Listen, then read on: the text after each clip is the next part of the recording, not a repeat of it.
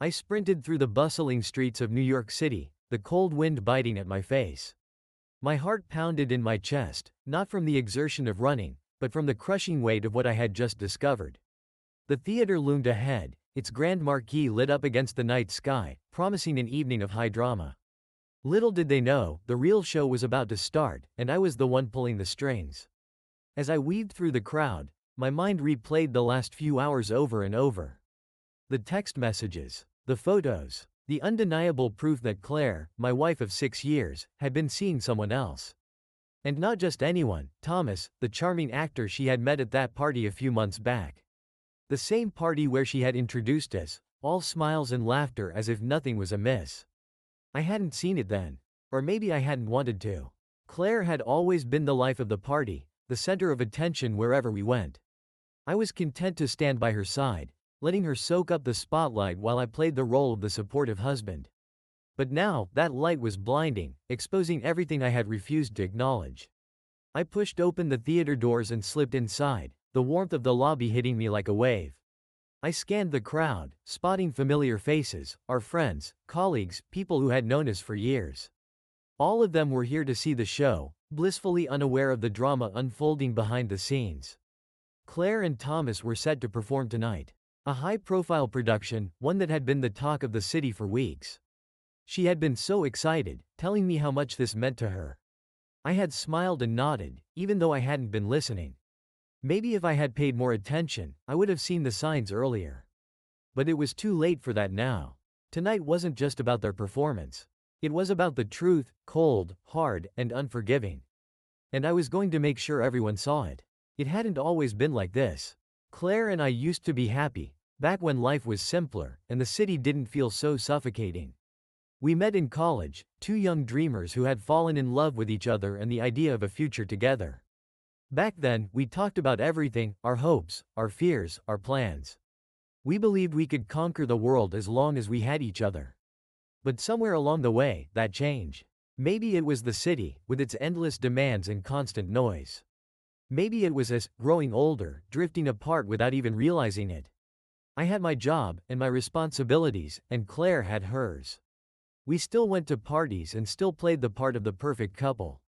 But beneath the surface, something had shifted. The first time she mentioned Thomas, it was in passing. He's an actor, she had said, waving her hand dismissively. Just a friend. He's really talented, though. You should see him perform sometime. I didn't think much of it. Claire was always meeting new people and making connections. It was one of the things I loved about her. But then, the late nights started. The unexplained absences. The phone calls she would take in another room, her voice dropping to a whisper. I told myself it was nothing. She was just busy, stressed, and maybe even a little distant. But the doubts gnawed at me, growing louder with each passing day. Then, tonight, everything came crashing down. I had been working late, finishing up some reports when her phone buzzed on the kitchen counter. A message from Thomas. I hadn't meant to look, but my eyes betrayed me, drawn to the screen. And there it was. Evidence I couldn't ignore. Intimate messages, photos, things that made my blood run cold. I could have confronted her right then and there, but something stopped me. Maybe it was pride, or maybe it was the need to control how this would all play out. Instead, I made a plan. Tonight would be the night. The night I would expose them both, not just to me, but to everyone. And now, as I stood in the lobby of the theater, I knew there was no turning back. Claire and Thomas had no idea what was coming. But soon, they would. And so would everyone else. The first time I met Thomas, I didn't think much of him. He was just another face in the crowd, another person at one of Claire's endless social events.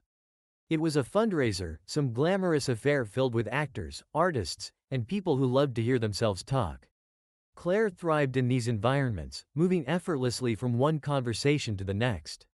I, on the other hand, found myself lingering by the bar, nursing a drink and counting down the minutes until we could leave. And I shook it, feeling a strange unease settles in my gut. "Nice to meet you, James," he said, his voice smooth and charming. "Claire's told me a lot about you." I smiled politely, but there was something about him that rubbed me the wrong way. Maybe it was the way he seemed so sure of himself or the way Claire's attention was completely focused on him. I couldn't quite put my finger on it, but something felt off. Likewise, I replied, trying to keep the conversation light. Claire's been excited about this production for weeks. Oh, she's been a huge support, Thomas said, glancing at Claire with a smile that seemed a little too intimate. I don't know what I'd do without her. I forced a laugh, but inside, my mind was racing. Was this just friendly banter, or was there something more going on? I pushed the thought aside, not wanting to be paranoid. Claire had always been friendly with people, always eager to help. I had no reason to doubt her. But as the night went on, I couldn't shake the feeling that there was something more between them. The way they interacted, the way they laughed together, it was too familiar, too comfortable. I tried to tell myself that I was imagining things, that I was overthinking them. But the seed of doubt had been planted, and it was growing stronger with each passing moment. By the time we left the party, I was on edge, but I kept it to myself. Claire was in high spirits, chatting about the night and how much fun she had. I listened, nodding along, but my thoughts were elsewhere. I couldn't stop thinking about Thomas. About the way he looked at Claire, about the way she seemed so drawn to him. It was nothing, I told myself. Just a figment of my imagination. But deep down, I knew better. Something had changed, and I wasn't sure what to do about it. In the weeks that followed, Claire became more distant. It was subtle at first, missed dinners, late nights at the theater, excuses about rehearsals running late. I tried to be understanding, knowing how much the production meant to her. But the unease I had felt that night at the fundraiser never went away. If anything, it grew stronger with each passing day. I started noticing the little things. The way Claire would smile at her phone when she thought I wasn't looking, the quick glances she would exchange with Thomas whenever we were all in the same room. They seemed to be in their own world, connected by something I wasn't a part of. One night, I confronted her, trying to keep my voice calm. Claire, is everything okay? You've been so distant lately. She looked up from her phone, surprised by my question. What do you mean? Everything's fine, James. I've just been busy with the production, that's all. I nodded, not wanting to push too hard.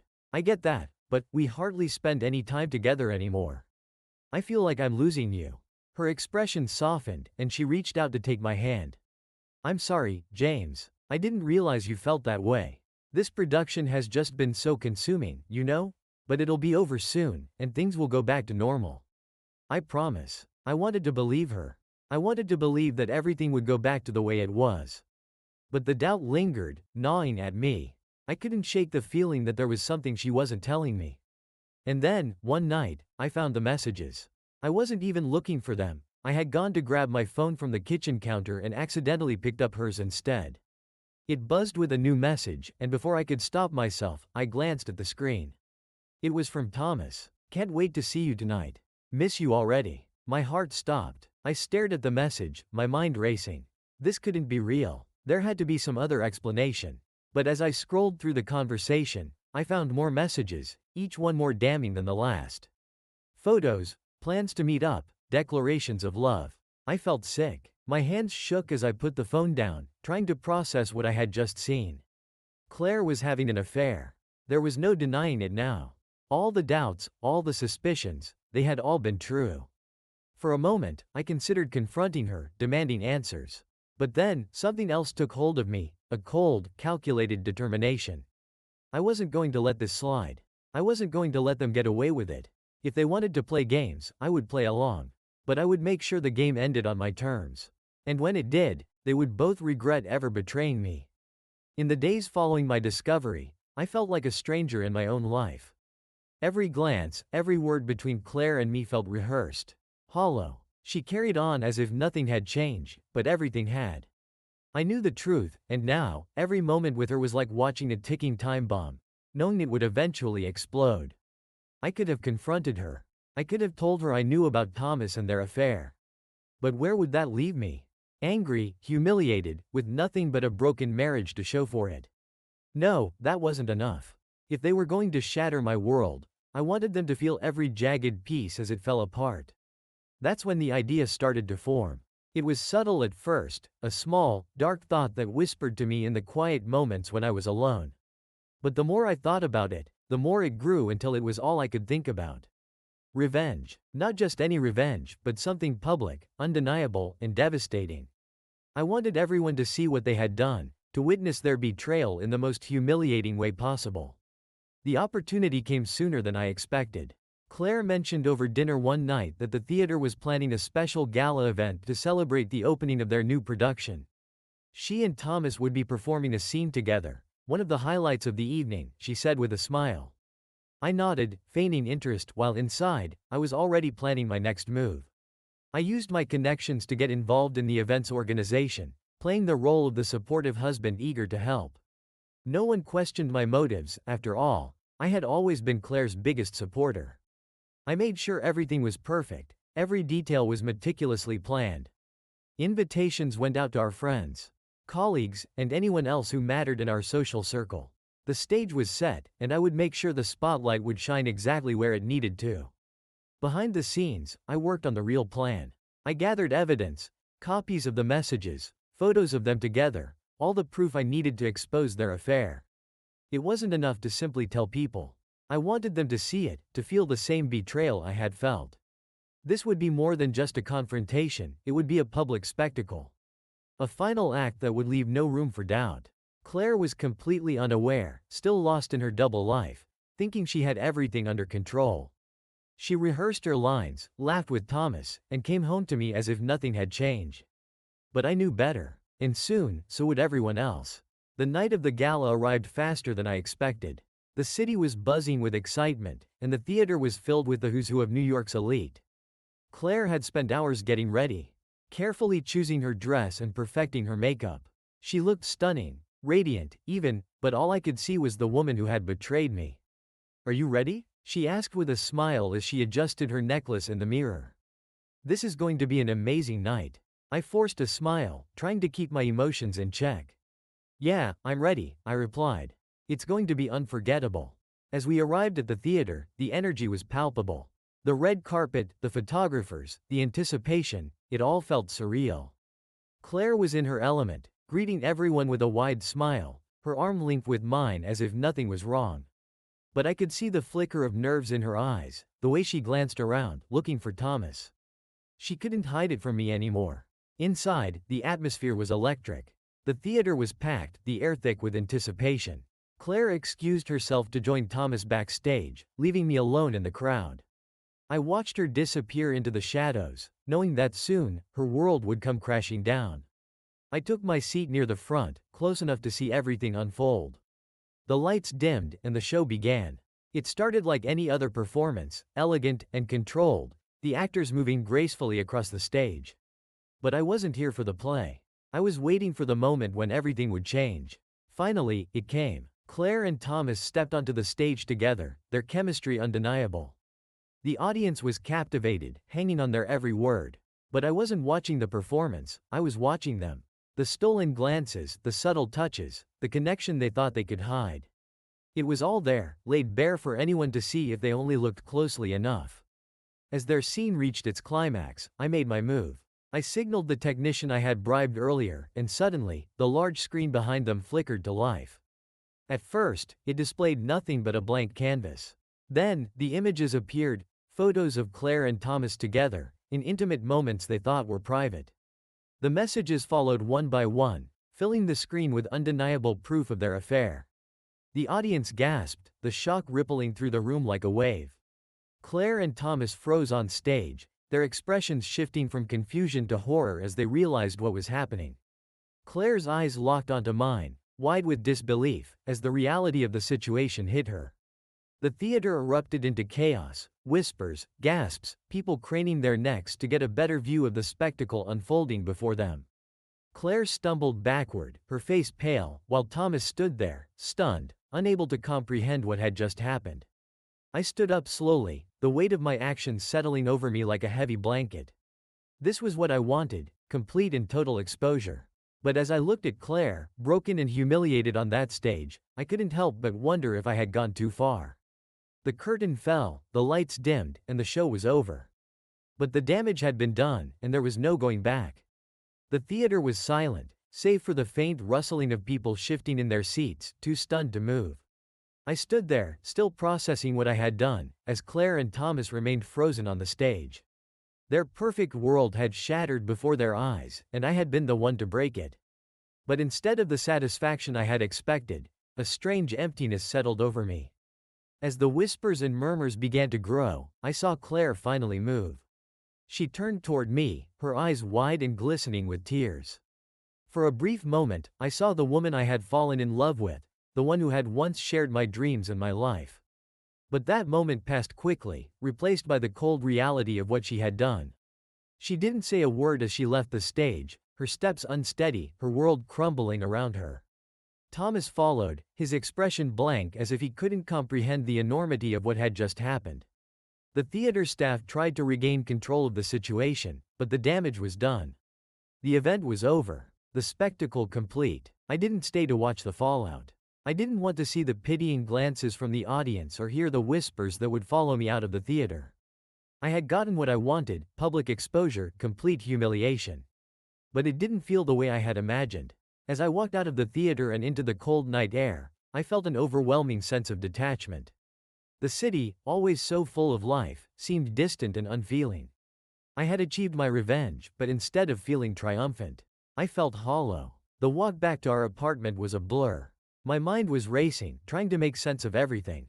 Had I gone too far? Had I destroyed something that could never be repaired? These questions echoed in my head, but I pushed them aside. I couldn't afford to feel regret, not after what Claire had done. When I reached the apartment, it was dark and empty. Claire hadn't returned yet, and I wasn't sure when she would. I stood in the doorway for a moment, taking in the familiar surroundings that now felt foreign. This was the life we had built together, the home we had shared. But now, it felt like a place haunted by memories of what could have been.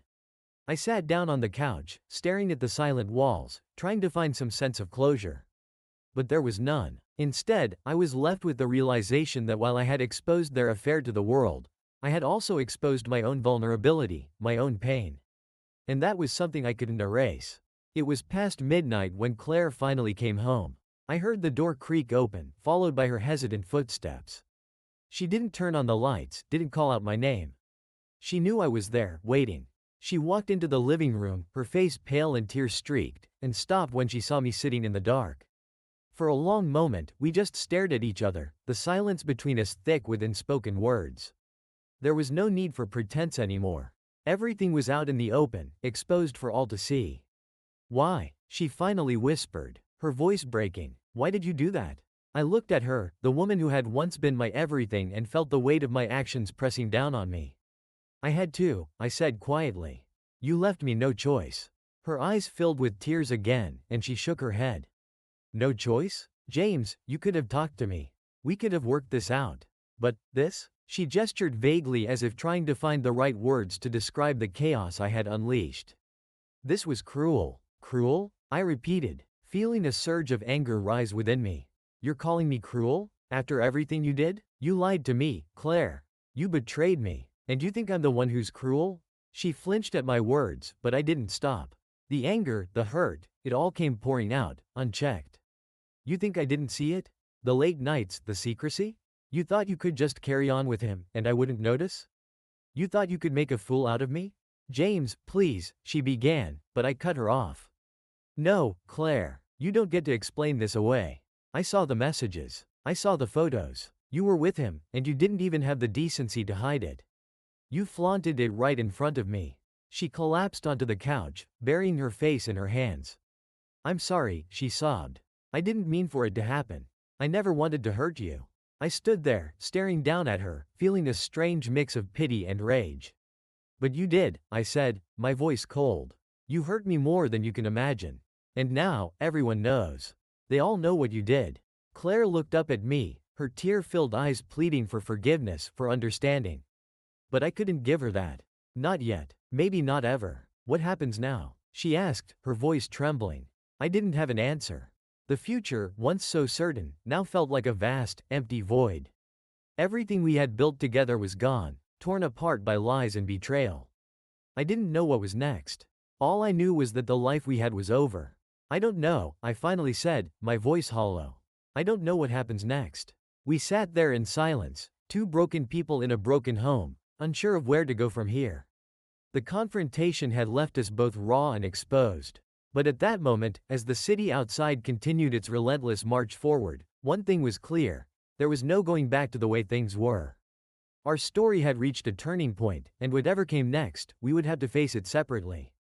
For now, all that remained was the painful, bitter truth, and the long road ahead. The days following the confrontation were agonizing. The once lively apartment became a tomb of silence, filled only with the echoes of what had been. Claire and I barely spoke, and when we did, our words were sharp, clipped, and filled with the bitterness that had consumed us both. The reality of our situation loomed large between us. There was no repairing what had been broken. One morning, I woke to find Claire sitting at the kitchen table, her eyes red and swollen from crying. She had a piece of paper in front of her, and I knew instantly what it was. "James," she began, her voice barely above a whisper. "We can't keep doing this. It's destroying both of us." I didn't respond. There was nothing left to say. I had spent so much time in the past weeks consumed by anger and revenge that I hadn't thought about what would come next. But now, faced with the reality of it, I knew she was right. "We need space," she continued, her hands trembling as she pushed the paper toward me. It was a separation agreement, a temporary measure to give us both time to figure out what we wanted. Or, perhaps more accurately, to give us time to accept that our marriage was over. I looked at the document, the words blurring together. This was it, the official end of us. I had prepared myself for this moment, but it didn't make it any easier. The finality of it hit me hard, and for a brief moment, I felt a pang of regret. But I knew there was no other way. "I'll sign it," I said quietly. Reaching for a pen, Claire watched me, her expression a mix of relief and sorrow. As I scribbled my name at the bottom of the page, I couldn't help but wonder how we had ended up here. How two people who once loved each other so deeply could become so estranged. She took the paper back, folding it carefully as if it were something fragile. "I'll move out for a while," she said, her voice shaking. "I'll stay with a friend until we figure things out." I nodded, unable to find the words to respond. I had thought this would bring closure, but instead, it felt like opening a wound that would never fully heal. Claire stood up, gathering her things. She hesitated for a moment, then walked over to me, placing a hand on my shoulder. "I'm sorry, James," she whispered. "For everything." I didn't look at her. I couldn't. "I know," I replied, my voice thick with emotion. "But it doesn't change anything." She lingered for a moment longer, then turned and walked out the door, leaving me alone in the emptiness of our once shared life. The sound of the door closing behind her echoed in the silence, and I felt a cold emptiness settle over me. The apartment felt even quieter after she left, every room a reminder of the life we had lost.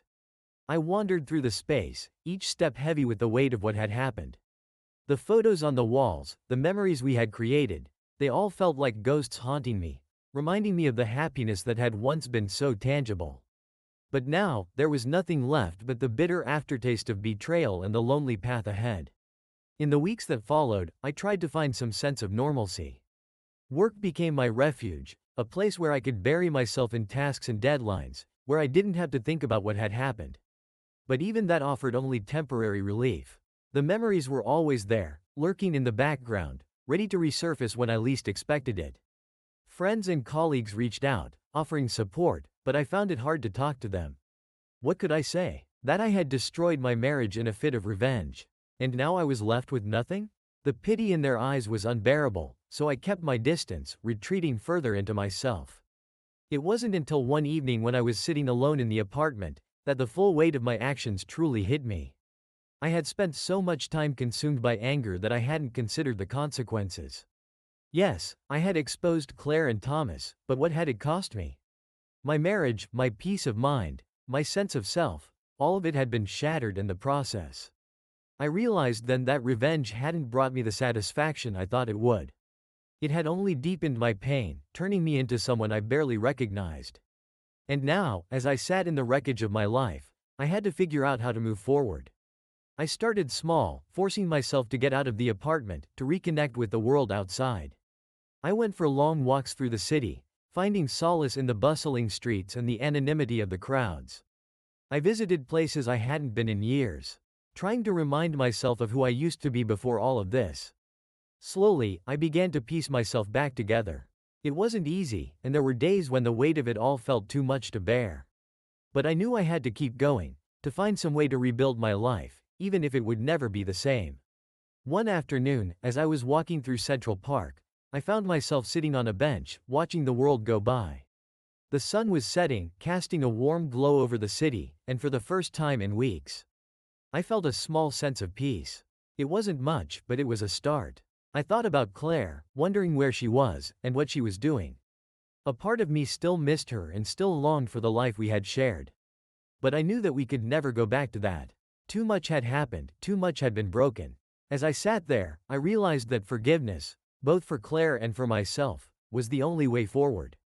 Holding on to the anger and the bitterness would only keep me trapped in the past. It wouldn't change what had happened, it would only prolong the pain. So, at that moment, I made a decision. I would let go. I would forgive, not because it was easy, but because it was necessary. It was the only way I could truly begin to heal. I stood up from the bench, feeling a little lighter, a little more hopeful. The path ahead was still uncertain, but for the first time in a long time, I felt ready to face it. I didn't know what the future would hold, but I knew one thing for sure. I was done living in the past. It was time to move on, to find a new beginning, even if I had to build it from the ground up. And so, I started walking, leaving behind the shadows of my old life and stepping into whatever came next. The weeks turned into months, and slowly, the sharp edges of my anger began to dull. The pain was still there, lurking beneath the surface, but it no longer controlled me. I found ways to fill the empty spaces in my life, new routines, new hobbies, anything to keep my mind occupied.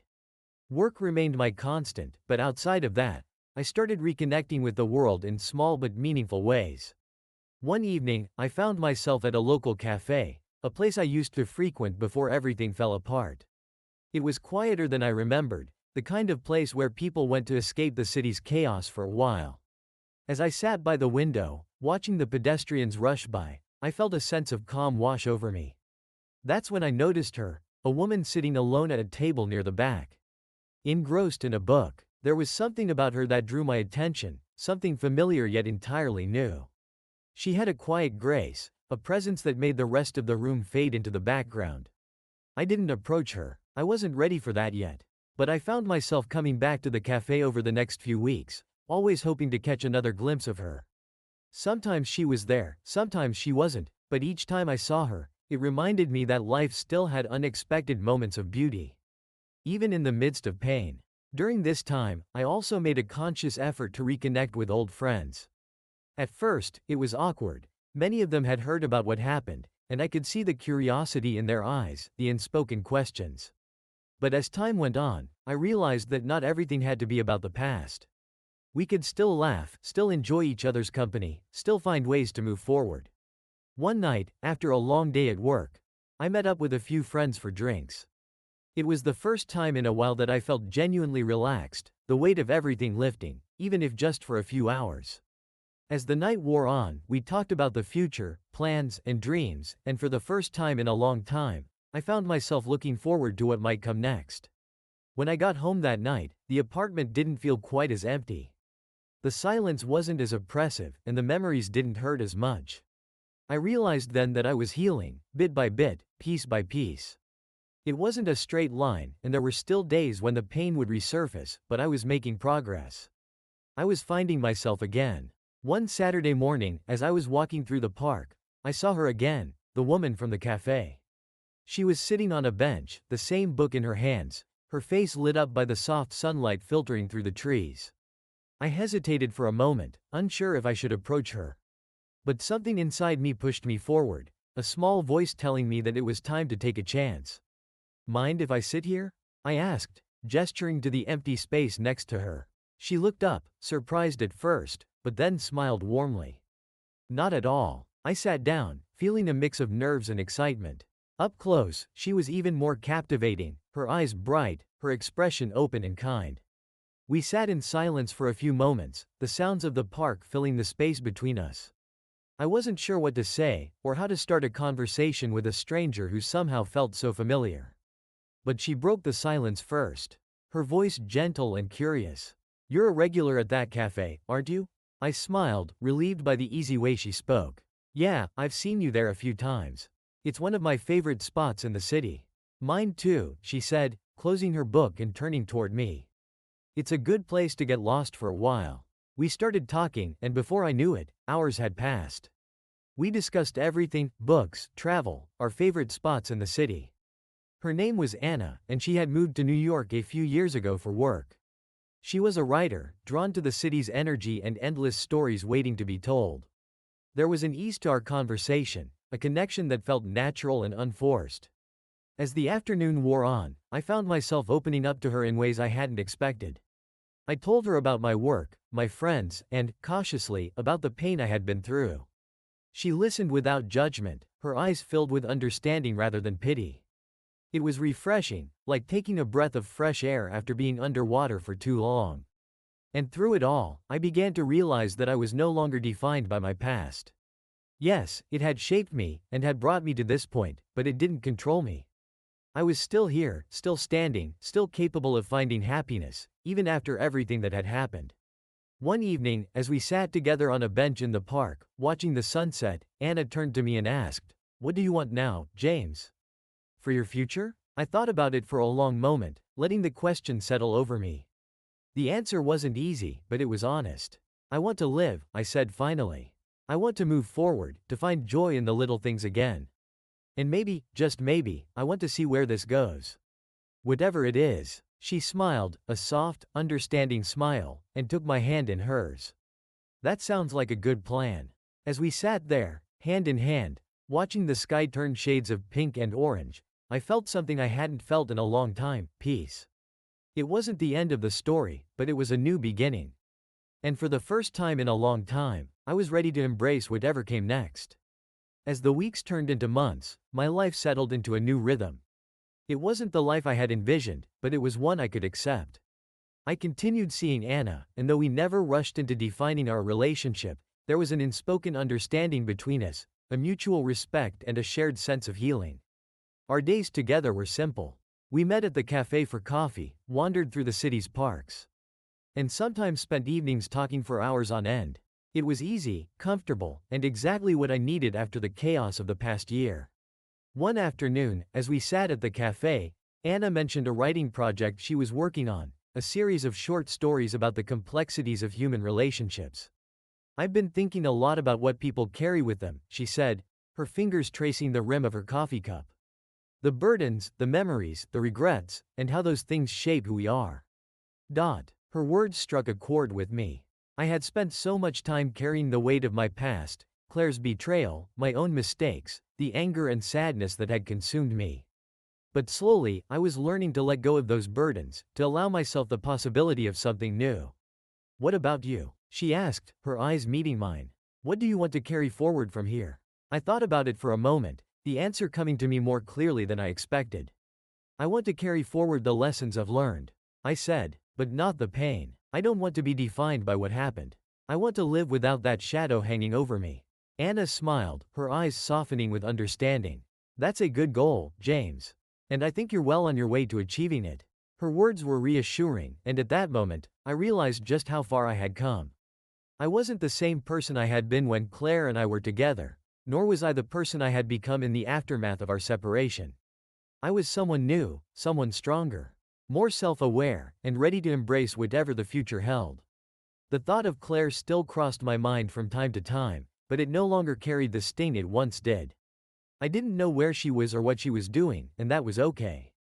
We had both moved on in our own ways, and I hoped that she, too, had found some semblance of peace. As for me, I was learning to live in the present, to appreciate the moments of calm and connection that filled my days with Anna. It wasn't always easy, and there were still moments of doubt and uncertainty, but I was learning to navigate them with grace. One evening, as we sat together on a bench overlooking the river, Anna turned to me with a question that caught me off guard. "Do you think you'll ever want to get married again?" I paused, considering the question carefully. Marriage had once been the foundation of my life, something I had taken for granted as a given. But now, after everything that had happened, I wasn't sure if it was something I wanted again, or if I was ready for it. "I don't know," I admitted, my voice thoughtful. "I think it's something I'd be open to, but it would have to be different. It would have to be built on trust and understanding, and on the knowledge that we're both bringing our own pasts into it." Anna nodded, her expression contemplative. "I feel the same way. I think relationships are about growth, about evolving together rather than staying stuck in one place." Her words resonated with me, and I realized that what we had, whatever it was a reflection of that growth. We weren't trying to force anything, weren't trying to fit into a mold of what a relationship should be. We were simply enjoying each other's company, learning from each other, and letting things unfold naturally. And for now, that was enough. It was a chilly autumn afternoon when I received the letter. I had just returned home from a long day at work, the crisp air clinging to my coat as I stepped into the apartment. The envelope was plain, with no return address, but the handwriting was unmistakable, Claire's. As I read the words, a wave of mixed emotions washed over me, surprise, sadness, and a strange sense of relief. James, it began, I've thought about writing this letter 100 times, and every time I started, I stopped. But I feel like I owe you this. I need to say the things I never said.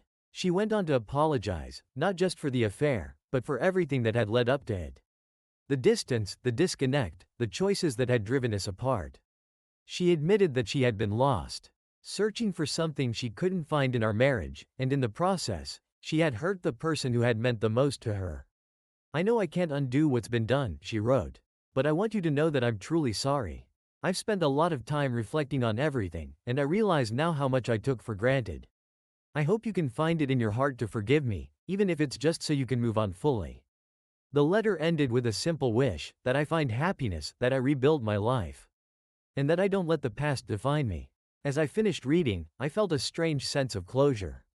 Claire's words didn't erase the pain of what had happened, but they did offer a finality that I hadn't realized I needed. It was as if a chapter of my life had finally come to an end, allowing me to fully step into the next one. I folded the letter and placed it in a drawer, not sure if I would ever read it again. But I was glad she had written it, glad that she had taken the time to acknowledge what had happened. It was a small gesture, but it meant something. That evening, I met Anna for dinner, the letter still fresh in my mind. As we sat across from each other, sharing stories from our day, I felt a quiet contentment settle over me. The past was behind me now, a closed chapter, and the future, whatever it held, was something I was ready to embrace. At the end of the night, as we walked through the city streets, I reached for Anna's hand. She looked up at me, her eyes warm and inviting, and I smiled. "Thank you," I said softly. "For what?" she asked, her brow furrowing in confusion. "For being here," I replied. "For helping me find my way back." She squeezed my hand, her smile widening. "You found your way on your own, James. I was just here to walk beside you." And as we continued down the bustling streets, I knew that she was right. I had found my way back, back to myself, back to the possibility of happiness, and back to the realization that life, despite its twists and turns, still held so much to offer. It wasn't the ending I had once imagined, but it was a new beginning. And that, I realized, was more than enough. The air was crisp as I stepped outside, the cool autumn breeze tugging at my coat. The city had a different energy in the fall, quieter, more reflective, as if everyone was preparing for the changes the season would bring. I had always loved this time of year, but now, it held a deeper meaning for me. It was a reminder that life moved forward, and that endings made way for new beginnings. Anna and I had planned to spend the day exploring a part of the city we hadn't visited before. It was something we did often, finding new corners of New York to get lost in, discovering hidden cafes and art galleries that made the city feel endlessly alive. But today felt different, like we were on the cusp of something important, something that would define whatever came next. We met at our usual spot, the cafe where we had first seen each other all those months ago. It had become our place, a small haven in the midst of the city's chaos. As I walked in, I spotted her at our usual table. A smile lighting up her face when she saw me. "Ready for our adventure?" she asked, her eyes sparkling with excitement. "Always," I replied, leaning down to kiss her cheek. We spent the morning wandering through streets we'd never walked before, stopping to admire the architecture, the street art, and the little details that made each neighborhood unique. There was something freeing about exploring without a plan, letting the city guide us wherever it wanted. It mirrored how we had approached our relationship, letting things unfold naturally, without pressure or expectations. By midday, we found ourselves in a small park tucked away between two tall buildings. It was quiet, almost forgotten, with only a few benches and trees that had started to shed their leaves. We sat down, letting the peacefulness of the place wash over us. Anna turned to me, her expression thoughtful. "James, Do you ever think about what's next? Not just for us, but for you, for your life? I took a deep breath, considering her question. The past year had been a whirlwind of emotions, of rebuilding and rediscovery. I had spent so much time focusing on healing that I hadn't given much thought to the future. But now, with Anna by my side, it felt like the right time to start looking ahead. I do, I said finally. I think about it a lot, actually. I've been through so much change, and for the first time in a long time, I feel like I'm ready to embrace whatever comes next. I want to keep moving forward, to keep building something meaningful. She nodded, her gaze steady. And what about us? Where do you see us in all of that? I smiled, reaching out to take her hand. I see us continuing to grow together. I don't know exactly where we'll end up, but I do know that I want you to be a part of whatever comes next. Anna's smile softened, and she squeezed my hand. I feel the same way. I've been thinking a lot about the future too, and I realized that I don't want to imagine it without you in it. There was a moment of quiet between us, the weight of our words settling in the air. It wasn't a declaration of love or a promise of forever, but it was an acknowledgement that what we had was real and that we both wanted to see where it could lead. As we sat there, I felt a sense of peace wash over me. For so long, I had been searching for closure, for an end to the chapter that had defined my life for the past year. But now, I realized that I didn't need a definitive ending. Life wasn't about neat conclusions or tidy resolutions. It was about the journey, about the connections we made along the way. And with Anna, I felt like I was on the right path. We spent the rest of the day wandering through the city, talking about everything and nothing, enjoying each other's company. By the time the sun began to set, casting the city in a warm golden light, I knew that this was where I was meant to be. As we walked back to the cafe to say our goodbyes, I stopped, turning to face her. Anna, I said, my voice steady. I know we've taken things slow, and I think that's been good for us. But I also know that I want to take the next step with you. Whatever that looks like, wherever it takes us, I'm ready. She looked up at me, her eyes filled with warmth and understanding. I'm ready too, James. Let's see where this goes. We stood there for a moment, letting the weight of our decision settle over us. Then, with a shared smile, we continued walking, hand in hand, into the fading light of the city. It wasn't the end of the story, it was just the beginning of a new one. And for the first time in a long time, I felt hopeful, excited even, about what the future might hold. Life had thrown its challenges at me and had tested my strength and resilience in ways I never expected. But I had come out the other side stronger, more self-aware, and ready to embrace whatever came next. As I walked beside Anna, the city lights twinkling around us, I knew that the journey ahead, whatever it held, was one I was ready to face, one step at a time.